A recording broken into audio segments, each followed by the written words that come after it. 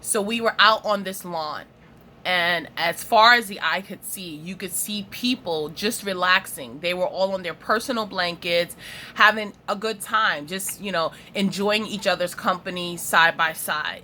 It was a very diverse crowd, a diverse audience of people just relaxing. It was just a typical park day in a place like New York City. I was sitting also on a blanket with two of my friends, and I remember seeing something in the sky. I'm a sky gazer, so I'm looking in the sky and looking at the clouds, and I think that I noticed something. And what I think I noticed is an arm, like, kind of lift up like this.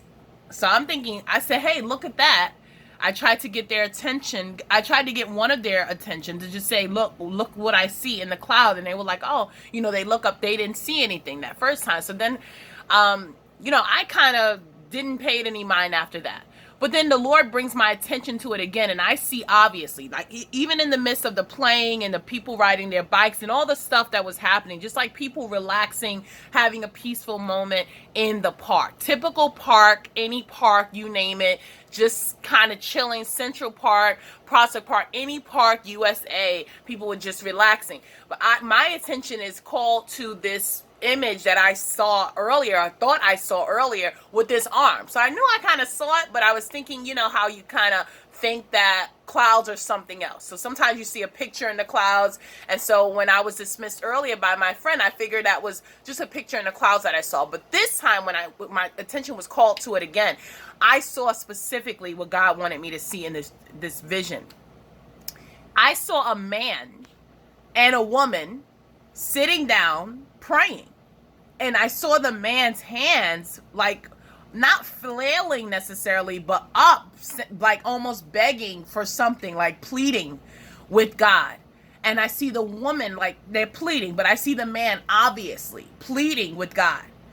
And so now I'm paying attention because I see two arms. The first time I only saw one, and it could have been anything, that I was thinking. But this time I see these images very clearly, and they're pleading with God. It's specifically this man, especially this man. His arms are both raised up, and he's pleading with God. So then I see, as I'm watching this image, I see them step down from what it looks like a conversation with God on a cloud and come back to the earth.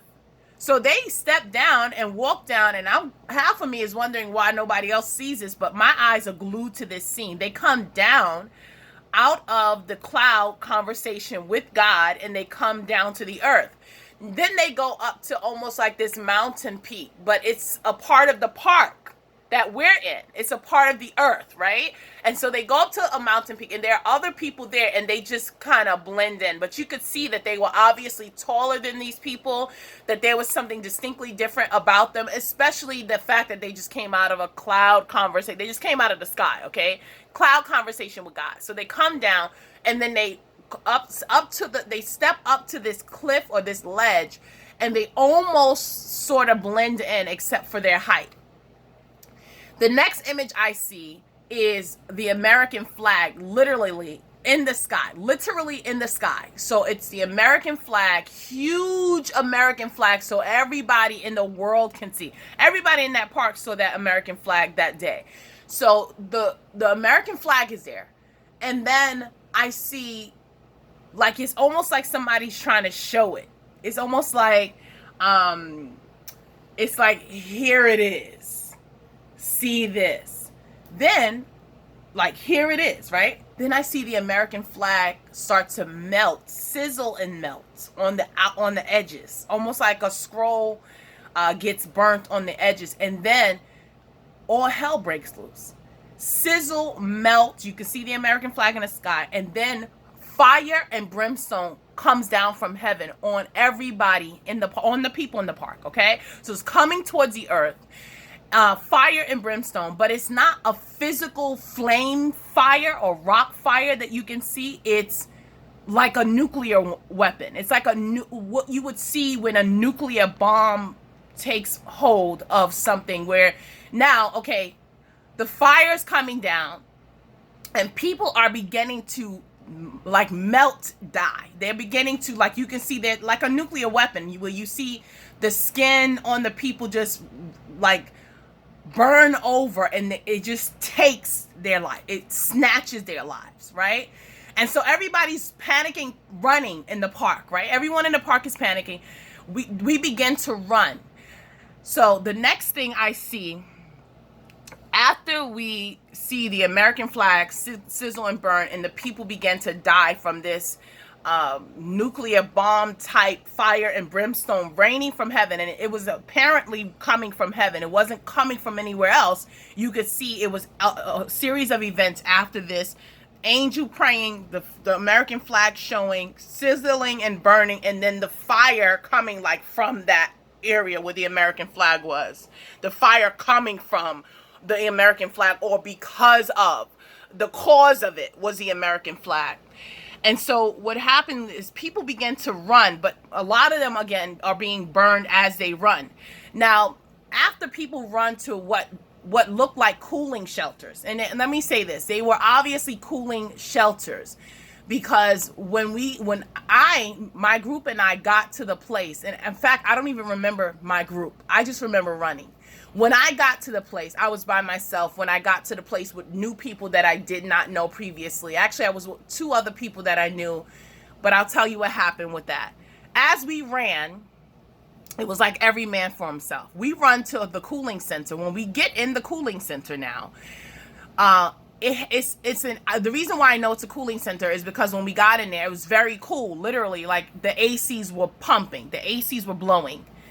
And so when we get to this cooling center, there's a little bit of peace. There's peace inside. There's shelter. We don't feel the heat of the fire and brimstone attack from heaven caused by the American flag. We don't see this thing coming. But what we feel is just a relief that we're inside and we're cool, because it was very hot out there. Not only were you being burned by a direct hit, but you were being burned by the atmosphere of the whatever that was coming down, right? The atmosphere of the punishment, right? So here now we go into this place, and we're at peace for just a moment. And so when we get to this place, I overhear someone say something. Now, these are Christians now. This is one thing I noticed in this place, that we're Christians. So I'm there with my Christian friends, actually. I have a friend and her husband. He was a pastor. So I'm there with them, and I see them, we're sitting across each other, and we began, like, I'm still trying to process this event. And I hear this man talk. I hear this pastor talk and say something sly about somebody else, and literally his face and frontal area, just like his frontal lobe, that whole area just began to, it just sucked up. It turned into different colors, but it sucked up like the nuclear weapon was on his person, or like whatever it was on his person, and killed him immediately right in front of me, and his body just kind of dried up.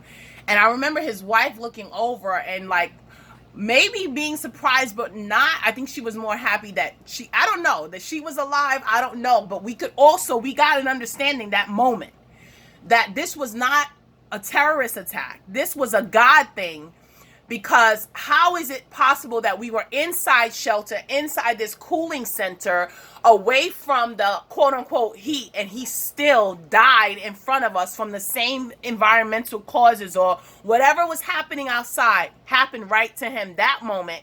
And it was a direct cause of his thought process and what he allowed to come out his mouth.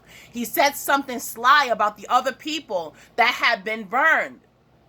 Something slick, like, in regards to whether they deserved it or not. And immediately he was sucked, like melted right in front of us. So after that, I was like, okay, God, I understand this is a God thing. Not that all those other events didn't help me to understand, but I understood it was a God thing then. And that we needed to, our protection was not in the cooling center. Our protection was in our loyalty to Christ. And so we start moving around, right? After being in this place for a little while, I'm starting to see we moved to certain areas because we were still thinking that we're trying to get away from whatever this thing was. Remember, we had been in the park when it happened initially. So I'll just tell you a couple of the things that happened. We had moved into two different areas. So at this point, I'm in another area and I'm seeing, this time I'm by myself. I believe that I was by myself this time, but there were other people around me. So one of the things that I see, one of the major things that I see is I was sitting somewhere and it looked like they were moving mattresses and it looked like one was mine. One was obviously mine, right?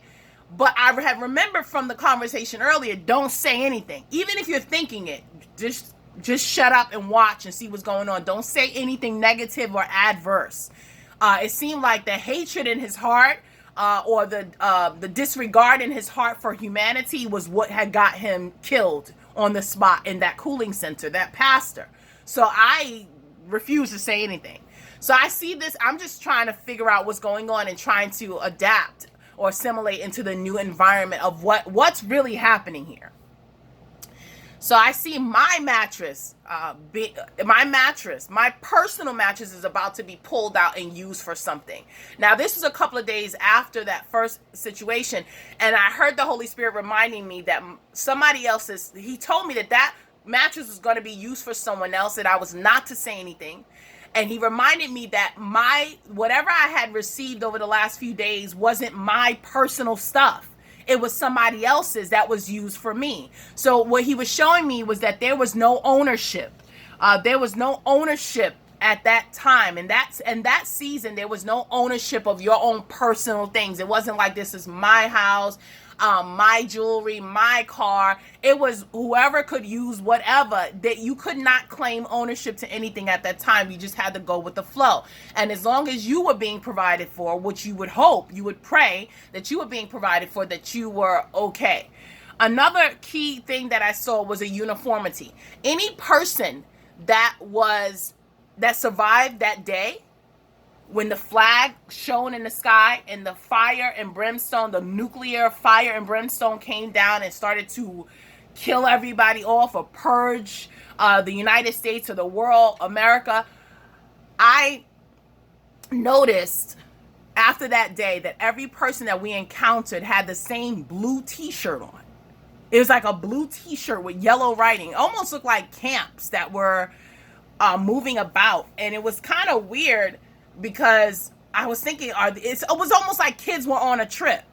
But then I started to realize that everybody had it, even me. I didn't realize that I had this blue t-shirt on, and I was sitting in the midst. So at this point, we're in a church setting.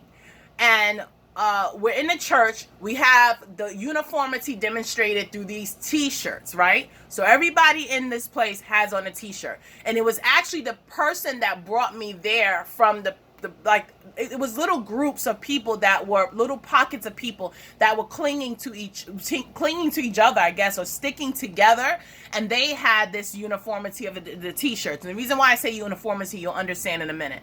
We end up gathering at what is a church. Obviously, it's, we go to this place. It's on a specific day.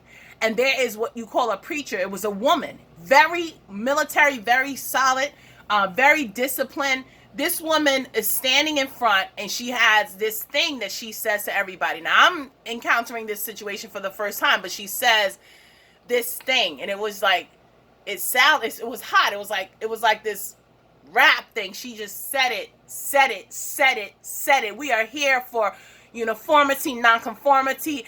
This thing, she said it. She had like 6, 7, maybe 11 words that all rhymed, that she was saying, and every person knew this language, and I was like trying to learn it for the first time again. It was almost like I was a fly on the wall trying to observe the situation. So that was a second level of uniformity, and that's why I said uniformity earlier, because not only were the t-shirts like indication, the t-shirts were an indication of who survived and why, I guess, and the blue t-shirts with the yellow writing. and everybody had them on. It almost looked like camp trips. And when we went into that church, it was an obvious church. It was almost like it was layered up. It looked like a warehouse, and the seating was like escalated, and everybody was sitting and listening to this lady who was down on the ground saying this uniform language. She was preaching this uniform language, and everybody knew it, and everybody was set. And so I remember the leader that was with us just instructing us to go with it, because this is what it is. So another thing that I noticed was, okay, that they acted the same. Everyone had come to this upper consciousness that this was a new paradigm, and your stuff wasn't your own, your life wasn't your own. You said the same things, you behaved the same way, you acted the same way, and if you didn't, like I had learned earlier, you said something adverse, you were getting sucked and burned, killed on the spot. And that this wasn't ISIS, this was God. Okay? And so again, some of the things that I noticed from what I remember from this dream was peace before the storm, I guess. Everything seemed like it was going fine. And it was very industrious. The park was beautiful. The lawn had to be a weave. It was fake looking. It was just fake lawn. It was so green. It was so beautiful. And everybody seemed to be getting along. And it was like all races, all everything, just really getting along. And all of a sudden, industry all over us, buildings and things, like it was just a normal day. In the 21st century. And then there was a false sense of unity, and so I had to give up my all. I had to give up everything. Like, I didn't even think to go home to do anything. It was wherever you went, the cooling centers, these places, when you moved from these places, like I said, when I saw the mattress being moved out, it wasn't mine anymore. I had the understanding in my spirit that that's no longer mine. These things are not mine. I was grateful to be alive. I was grateful to be alive. And the only thing that I owned at this point was my life. And I just needed to make sure that I did what I needed to do to protect my life, and not really in a life-saving way, but there was just a uniformity. You couldn't save your life if you wanted to. There was just something that you had, a uniformity that you had to come under in order to be saved. Again, I had to give up my all. My things were no longer my own. There was a church uniformity demonstrated with these t-shirts. That's all I remember right now, saints. And I guess a part of me retelling this story wasn't my own, spiritual interpretation. What the Holy Spirit showed me what it was after.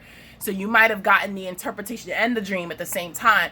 But the dream was just, it was clear that, again, after the American flag was shown, the angels were petitioning, remember, and then after the American flag was shown prominently in the clouds, in the sky, that it began to sizzle and burn on the edges of it, and then the whole thing. And that's when fire and brimstone came from heaven on the people. And the only people that were able to be saved were those who were willing to conform to this new thing, which was a God thing. Again, they wore the same t-shirt. They were marked by these blue t-shirts with yellow writing. They were marked. They looked like campers. They even, when we were in the church, I forgot to mention this, I looked out, the Lord showed me, look outside. When I looked to the left, there were people passing, and they had the same blue t-shirts, and they were walking in lines, like just 2 lines, 3 lines. They were just walking in uniformity. Like, you just had to really just like repent and make sure that you understood, you got the memo real quick. Otherwise, you were just getting sucked to death and died, burnt up. It looked like just a sizzle. I don't know, if like an egg sizzles and burns around the edges and then eventually cooks in the middle. Oh, gosh. Anyway, I don't remember anything else right now. If I do, I'll come back. But that was the dream. And I feel I know that was a warning to us. This is not an emotional thing. That was a warning to us. Even when I got up, I was like, what's going on here? And I got on my knees to pray, and I heard the Lord say, wait a few minutes. I had to spit. I had to go out to use the bathroom, but I heard the Lord say, wait and remember 5 things. And he reminded me how dreams work. Like, you're not going to remember this in the next few minutes. If you go outside, you won't remember. The Lord said to wait. I have to move my car right now. About 20 minutes ago, I sent my daughter out there to pretend she was moving it. But about 20 minutes ago, I heard the Lord say, get down here and cite 5 things that you saw before you forget. So again, I saw peace before the storm, industry before the storm. That's one. Again, there was a false sense of unity. That was one. I saw the American, I saw the angels crying, pleading with the Lord. Okay, that's 2. Then I saw an American flag prominently shown in the sky start to sizzle, and then fire and brimstone, a nuclear fire and brimstone, started to hit the earth. I also saw that it wasn't a terrorist attack, because when we were in the cooling centers, again, that pastor said something adverse, and he literally died in front of, he was burnt and died right in front of us because of what he said. He said something adverse about the people that had been killed on the outside. He said something about them negatively, and he died right in front of us. Sizzle, burnt, died right in front of us. So you know, it was a spiritual attack. It wasn't, it was a God thing. It wasn't an outside thing. We were in the cooling center. I saw that if you weren't willing to, again, conform to the uniformity, that you were out. Like, the uniformity was the hand of protection. Those blue t-shirts with yellow writing, and it wasn't that you could buy one. It was put on you. It was put on me. I don't know where that shirt came from. It was on me. I didn't wear that to the park. It was just put on me. I saw that the people who had the t-shirts had certain characteristics about them. They acted the same. They said the same things. They behaved the same way. They had a language that they knew. When we got to that church, those people knew that language. And a part of me knew it too. It was almost like I hadn't said it in a while, but I was hearing this thing, and I was like, uniformity. My mouth was saying it as the woman was saying it. It wasn't something that I consciously knew. Was my mouth was saying this thing, and I was kind of struggling through it, but my mouth was saying this thing that the woman pastor or preacher was saying.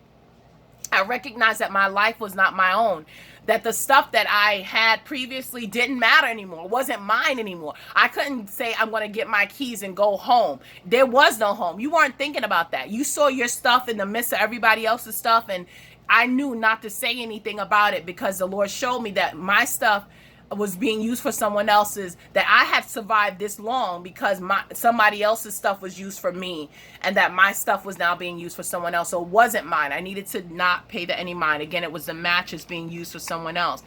And this is